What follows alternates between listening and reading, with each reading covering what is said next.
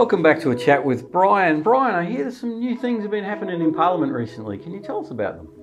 I had a very interesting week last week.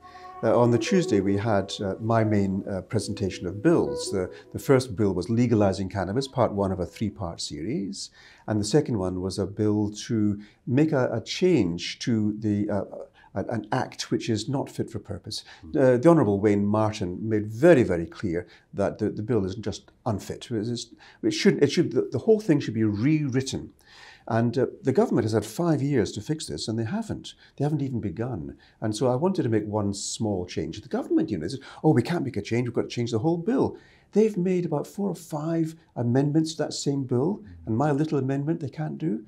You can see the way they're thinking. But they rejected both bills, actually, and I'm not at all surprised. In fact, I'm quite happy because the people need to see that the thinking of our current political overlords, present and past, is just not fit for purpose. They're stuck with the old and they're not willing to change it, and therefore people are actually suffering. It's not just with cannabis, there's a whole range of things where people are suffering because we haven't seen fit to make the changes we need to make to our legislation. Absolutely. I'll tell you a story, actually. I asked this question in Parliament. I said, listen, in the last 30 years, we've had legislation coming out of our ears from the lower house and the Legislative Council. In those last 30 years, have we begun to feel any better? Do we feel any safer? Have all the laws we brought in, have they actually helped us? And I would say, no, they haven't. So the question is, what are we actually doing? How are we serving the people? I don't think we are. It's a good question. And, my question thinking about that is, what's blocking people from making these changes? What do you think that's about? I think it's something we're all guilty of. It's keeping things the way they have been because we've always done it. It's a safe way. It's the normal way. And then when you think of different ways, you suddenly realize, oh, I've been doing it wrong the whole time. But getting to that stage of making the change is very difficult. We have a whole civil service whose only function is to keep things the way they are. The minister comes in, oh, minister, is that a wise move? This is not the way we normally do this. Think of the consequences. And so everything is held back. Innovation is stifled. New approaches are just not done. For example, our health system. It has every year, they're putting billions more into the system. But the costs are doing this, the benefits are doing this. As a business model, it must fail. Simply chucking more money at a failing business model isn't going to fix the underlying problem. That's the same in agriculture, the same in education. So the whole system, actually, the only solution people can find is more money. We need to get the underlying principles, the foundational principles, deal with those, not with the symptoms up there. Absolutely. I agree 100%. And history, I guess, repeats itself. Oh, yes, very much so, and sadly so, because what we're seeing now is the inevitable decline. We have one of the richest countries in the world. We should be in a place of utter pleasure, but we're not. Why? For example, even now, our society is guided by one overarching emotion: fear. I'm frightened of my neighbours, I'm frightened of foreigners, I'm frightened of the other states, I'm frightened of losing the GST, I'm frightened of what's happening in China. Fear is guiding us. We shall not be led by fear. We must be led by something better than fear. What about love? What about service? What about kindness? Absolutely. And, speaking of those things, I hear there's a few new candidates for the party. Would you like to talk a little bit about them? Oh, yes. What a change we've had over the last term of Parliament. From a new party, a micro party, now we're a minor party, and we're looking for more coming. Now, we've announced our candidates, 5 candidates. Thankfully, I'm number 1, I think, and I'm happy for that. But number 2 is Mel Dath, who is a very highly respected lady from the Margaret River. Very qualified, very experienced, with a new way of thinking as well. And we're going to, I think, work very well together. So welcome Mel on board. And number 3 is Craig. I'm hoping to get 3 seats. Craig Buchanan, he's an academic, works in my office, and has been, I think, one of the main reasons why I've actually managed to survive so well in this term of Parliament. So 3 excellent candidates, and of course we've got Taryn Davies and we've got Francis Barnes as numbers 4 and 5. Wonderful people, plenty of experience, and we all work so well together.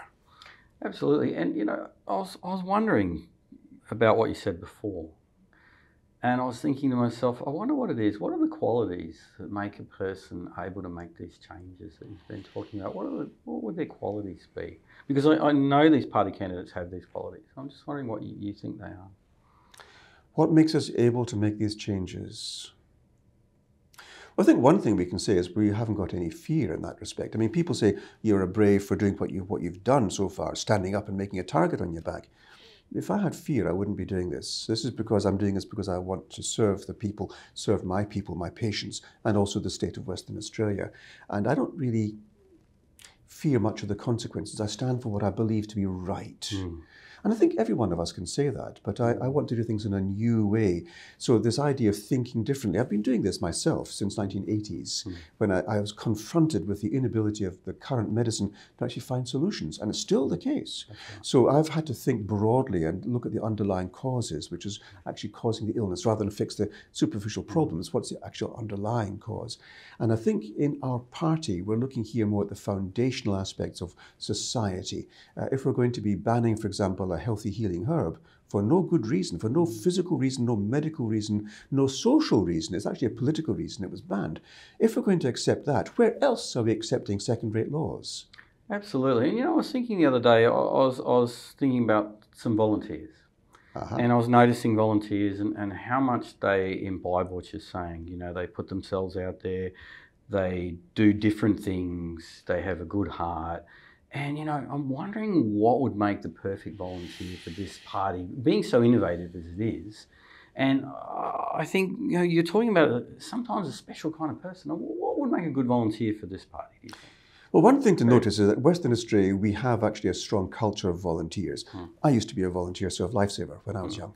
And the joy of actually being able to be of service, unpaid, because this is a good thing to do. Look, this is wonderful. The SES, the volunteer firefighters, what fantastic jobs are being done. The ambulance service in the remote and rural regions, wonderful, wonderful service. In fact, we should be looking at this as a gift that we can give to the community. How do we serve? And that's one area where we would want people to come in and volunteer for our party. People who are committed to the idea of serving the people, who are committed to the idea of a new way forward, because the old ways aren't standing us in good stead. We need a new way forward. So everyone who thinks, I'm going to have to make a serious choice myself. Do I vote the old ways? Do I vote for the old system and get more of what we got? Or am I brave enough to stand up and say, we need a change. We need to have a new way forward, a positive way of managing things. The aim of, let's go into a society where we can feel the goodness in our society rather than fear the consequences of an unspoken fear.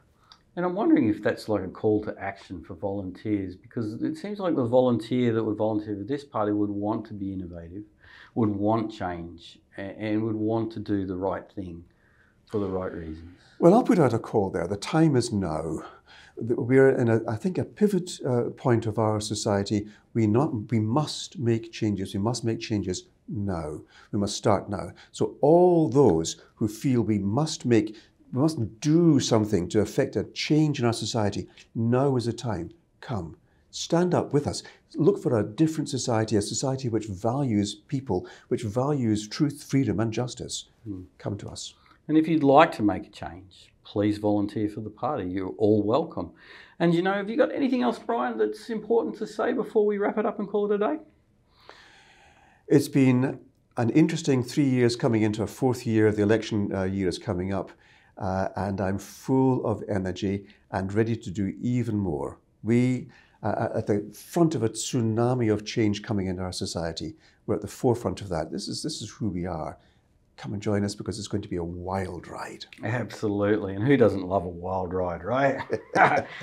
Okay, thank you, Brian. It was a wonderful chat this morning, and I look forward to talking to you again very soon. And I believe we might be meeting some new people in July. I do hope so. In the meantime, if any comments come in, happy to answer. Absolutely. So please subscribe, please like, and please join us on the website. You've been listening to A Chat with Brian. Have a wonderful day, and ciao for now.